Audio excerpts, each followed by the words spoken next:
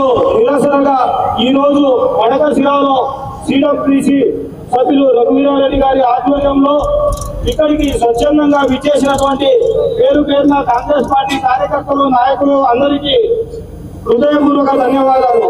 తెలిసిన వెంటనే అక్కడ రాహుల్ గాంధీ గారిని, ప్రియాంక గాంధీ గారిని అరెస్టు చేయడం తదితర అంశాలపై ఇక్కడ శాంతియుతమైన నిరసన కార్యక్రమానికి విచ్చేసినటువంటి సిడబ్ల్యూసి సభ్యులు రఘువీరారెడ్డి గారిని మాట్లాడవలసిందిగా కోరుతున్నాం.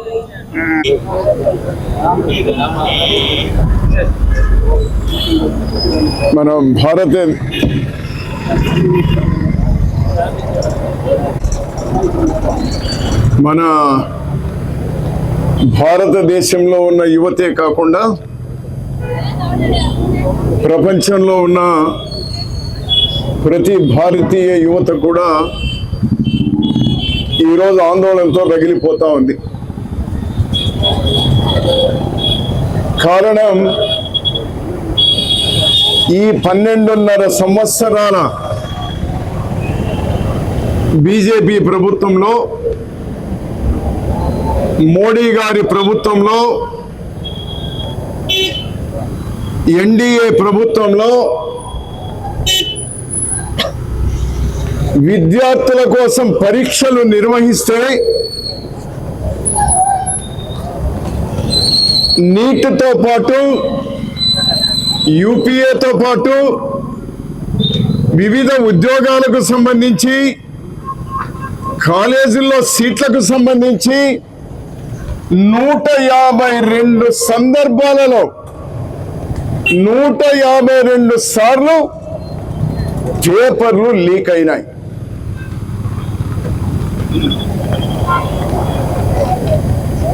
మేము 50 సంవత్సరాలు కాంగ్రెస్ పరిపాలన చేస్తే ఈ దేశంలో ఎప్పుడూ లీకులు కాలేదు. 12.5 సంవత్సరాల్లో 152 సార్లు పేపర్లు లీక్ అయినాయి.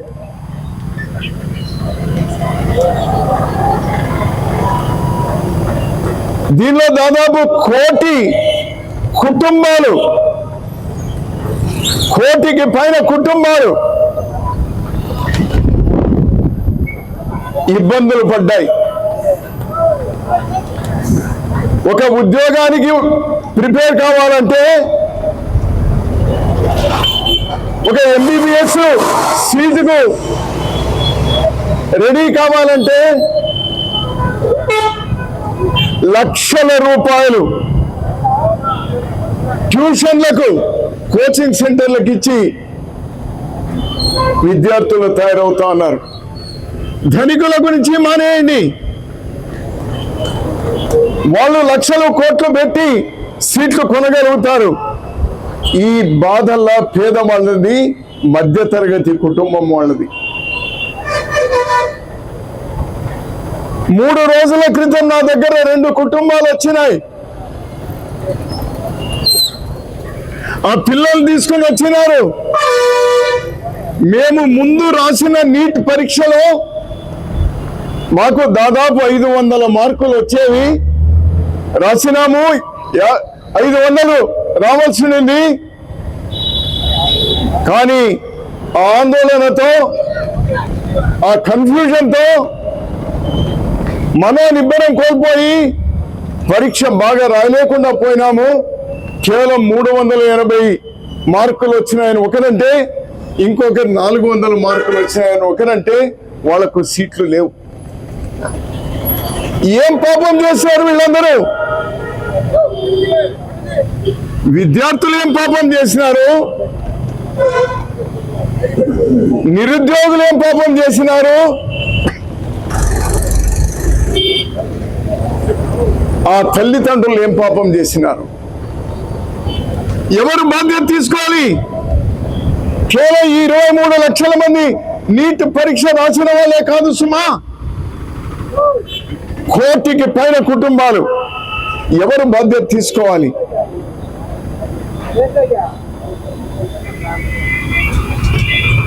30 లక్షల ప్రభుత్వ ఉద్యోగాలు ఖాళీ ఉన్నాయి. గుర్తుపెట్టుకోండి, 30 లక్షల ప్రభుత్వ ఉద్యోగాలు ఖాళీ ఉన్నాయి సుమా.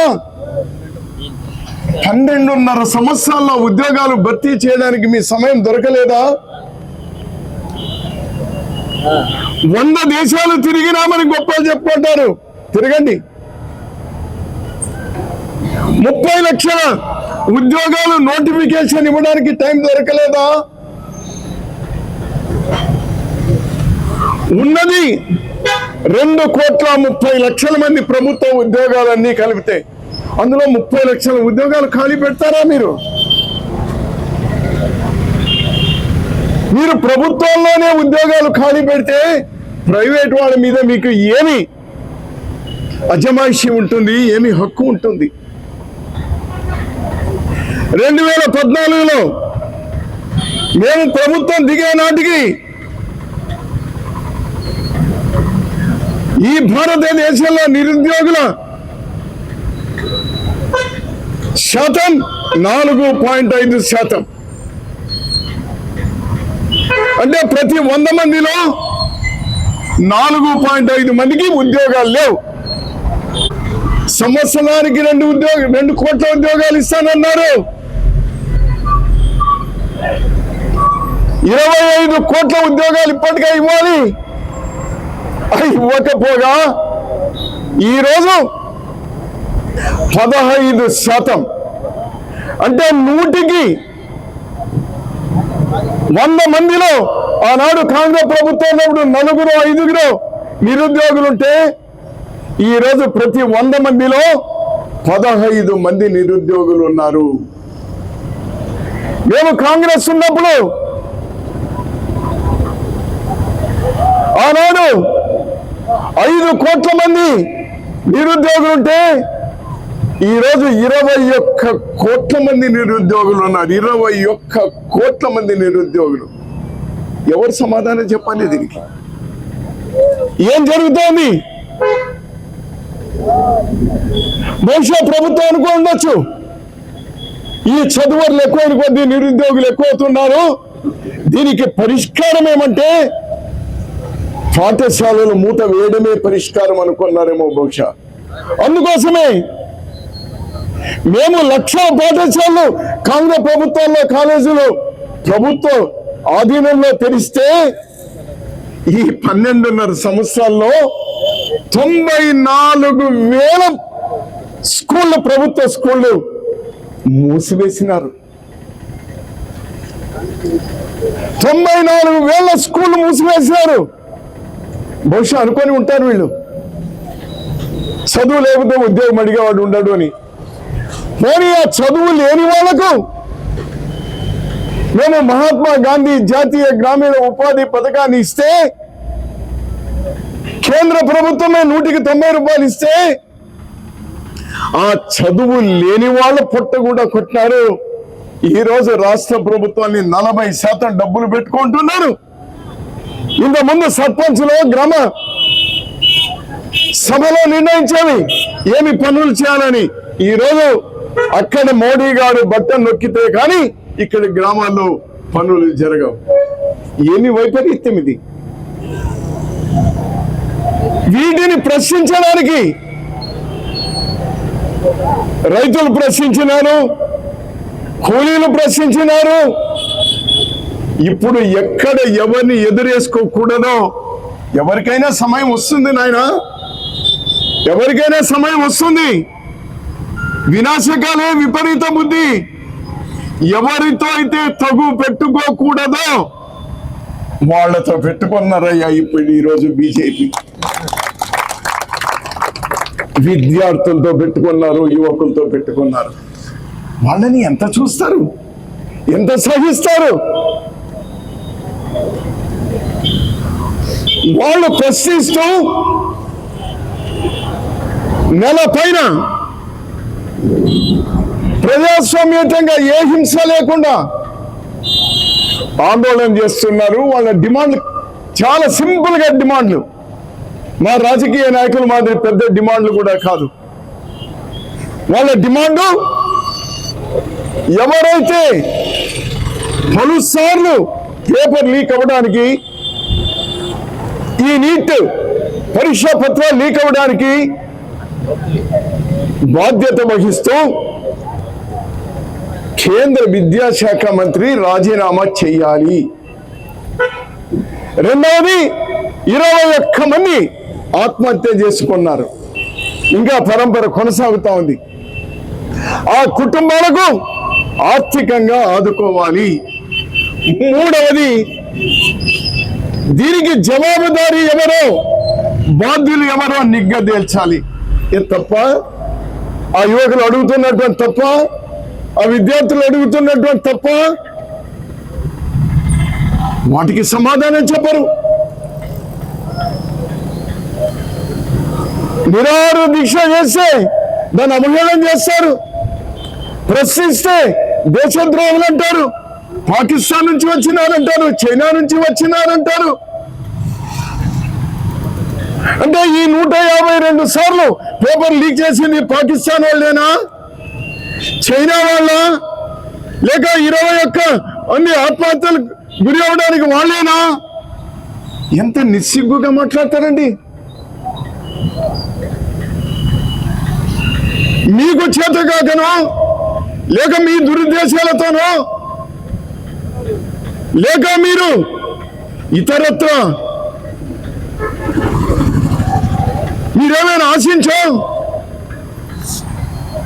ఈ దుష్పరిణామాలకు కారకులైతే దాన్ని ప్రశ్నిస్తే, ఇవాళ ఏం అకస్మాత్తుగా పోలేదు, పిలుపిచ్చినారు. 20వ తేదీ పార్లమెంట్ మొదలవుతుంది, చలో పార్లమెంట్ అని. చలో పార్లమెంట్ మొదటిసారా? కొన్ని వందల సార్లు అనేకమైన పార్టీలు, అనేకమైన సంఘాలు, అనేక మంది ఇచ్చినారు. వాళ్ళు ఇచ్చినారు.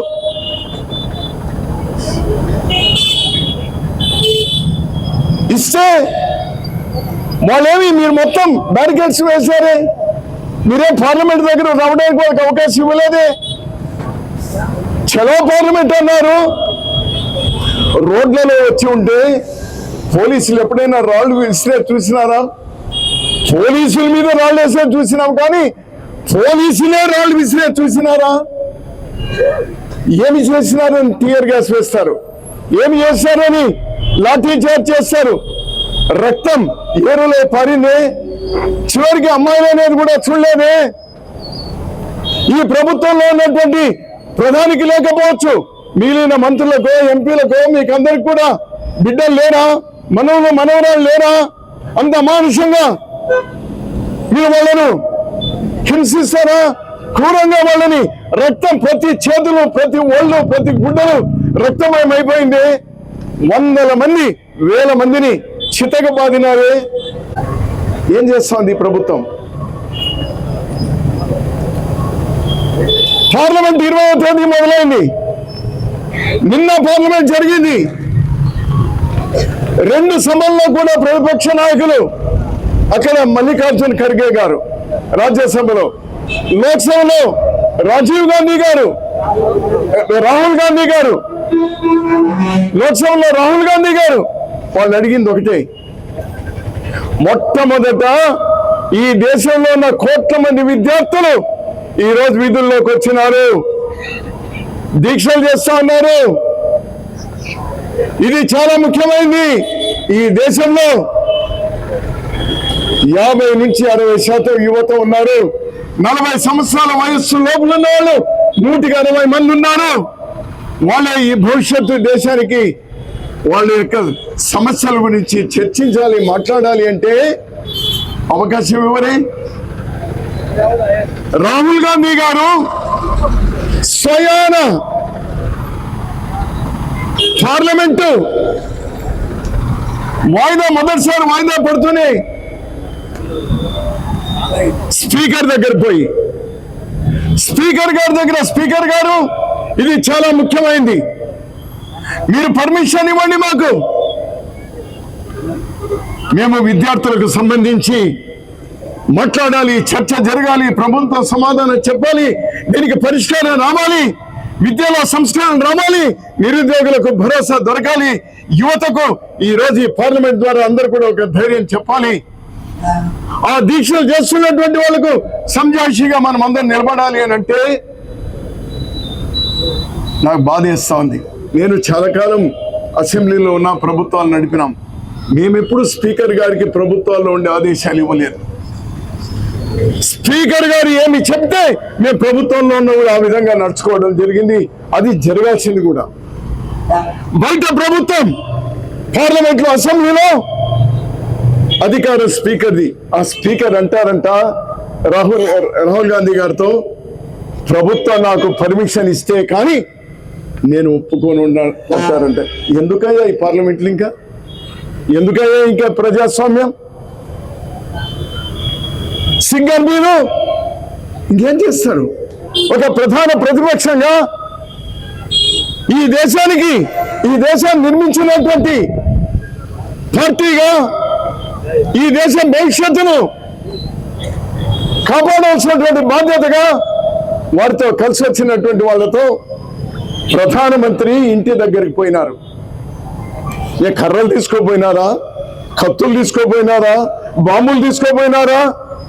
వాళ్ళు వెళ్ళింది ప్రధానమంత్రి అక్కడైనా చర్చలకు పిలుస్తారేమో, పార్లమెంట్ లో ఓపెన్ గా చెప్పుకోవడానికి అతనికి ఏమైనా నమోషం ఉంటే, లేక సిగ్గుపడతా ఉంటే, భయపడతా ఉంటే సమాధానం ఇవ్వడానికి అతని దగ్గర ఏమి చావ లేకుండా పోతే కనీసం అతను సొంత ఇల్లు కాసుమాది ఈ భారతదేశ ప్రజలు నిర్మాణం చేసినటువంటి అఫీషియల్ అధికారికమైనటువంటి నివాసాల దగ్గరికి వెళితే చివరికి రాహుల్ గాంధీ గారిని కూడా వదలలేవాళ్ళు. చాలదా మీకు?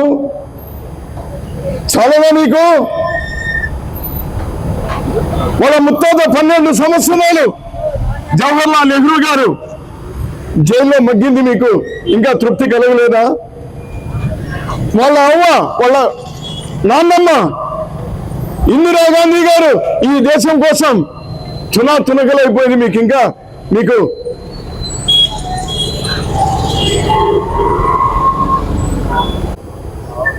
అటువంటిది అమానుషంగా ప్రవర్తించి రాహుల్ గాంధీ గారి మీద దాడి చేసి ముక్కు మీద గాయమైతే ముక్కులో రక్తం కారింది రాహుల్ గాంధీ గారికి. ఒక షూ కాల్లో ఉంటే ఇంకో షూ ఊడిపోయింది. ఏ గౌరవంగా మర్యాదగా మీరు అక్కడ తీసుకోపోలేరా? అంతేకాకుండా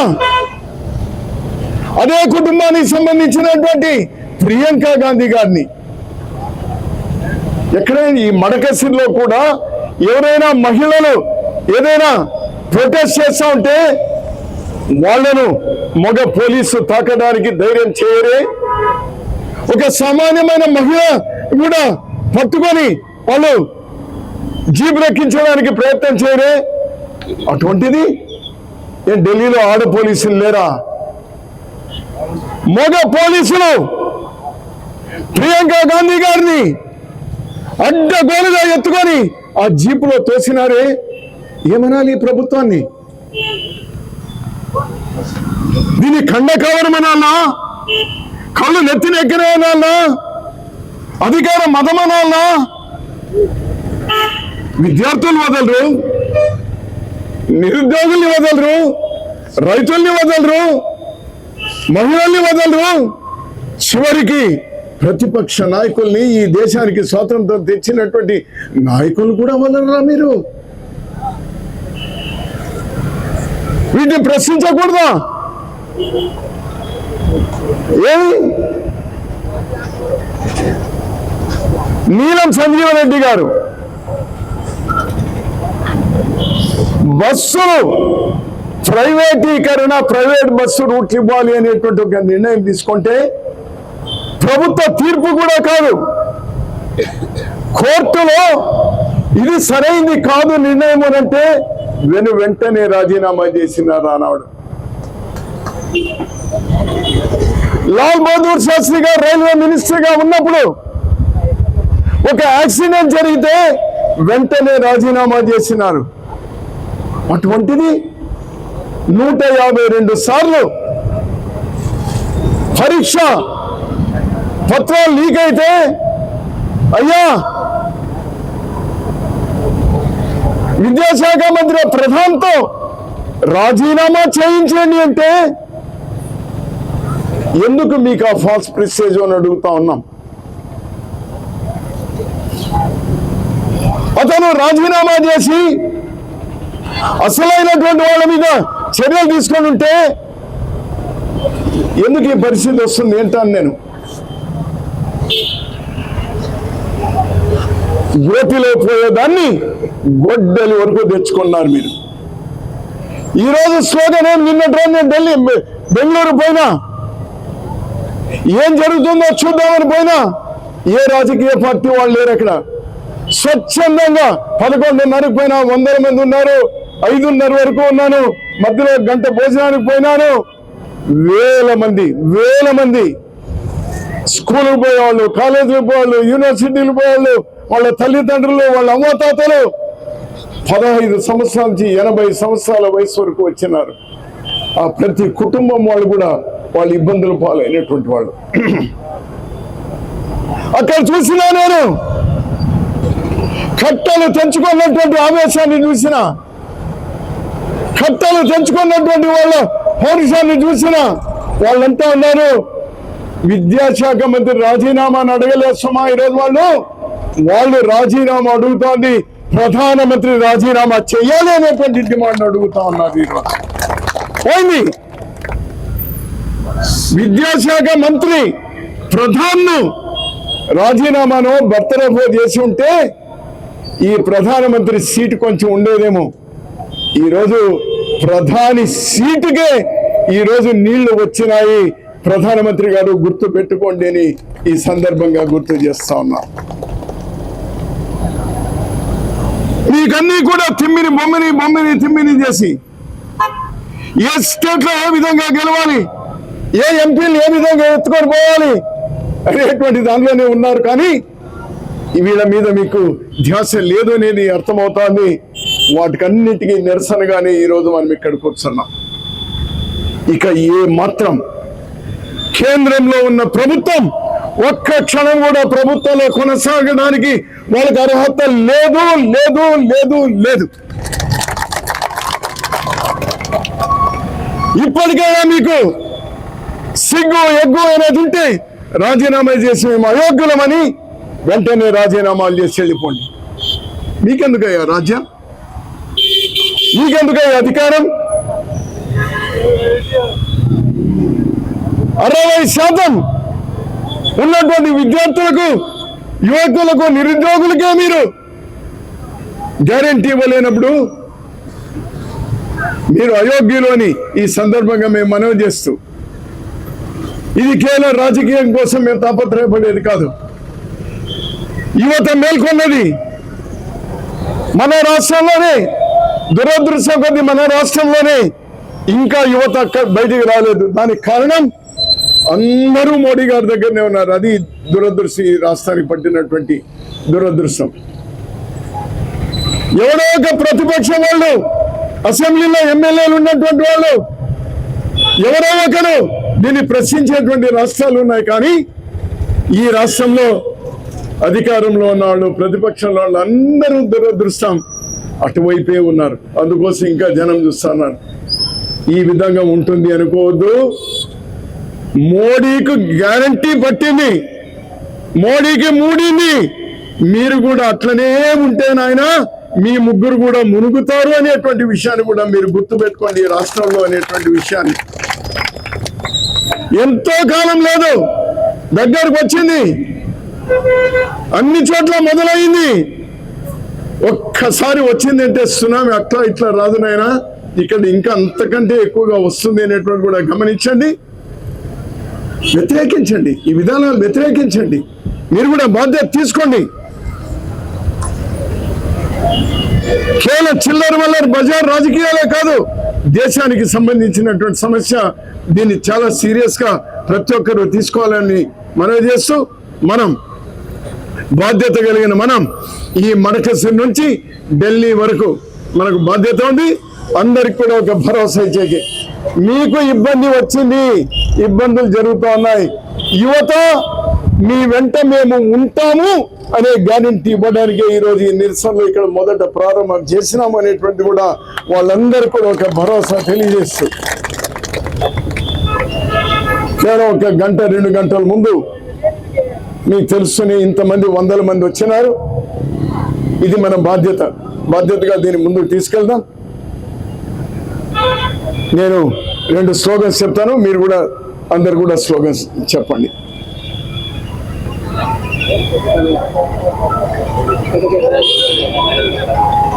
పరీక్షలు నిర్వహించడానికి చేతకాని ప్రభుత్వం నశించాలి.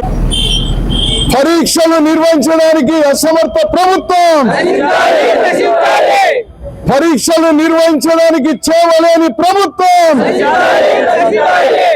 బీజేపీ ప్రభుత్వం, డౌన్ డౌన్ బీజేపీ ప్రభుత్వం, ఎన్డీఏ ప్రభుత్వం, ఎన్డీఏ ప్రభుత్వం, ఎన్డీఏ ప్రభుత్వం. విద్యార్థుల పైన దాడి, విద్యార్థుల పైన దాడి, సిగ్గు సిగ్గు, విద్యార్థుల పైన దాడి, విద్యార్థుల పైన దాడి, విద్యార్థుల పైన దాడి, విద్యార్థుల పైన దాడి. రాజీనామా చేయాలి మోడీ గారు వెంటనే, రాజీనామా చేయాలి మోడీ గారు వెంటనే, రాజీనామా చేయాలి మోడీ గారు వెంటనే. మోడీ హటావో, మోడీ హటావో.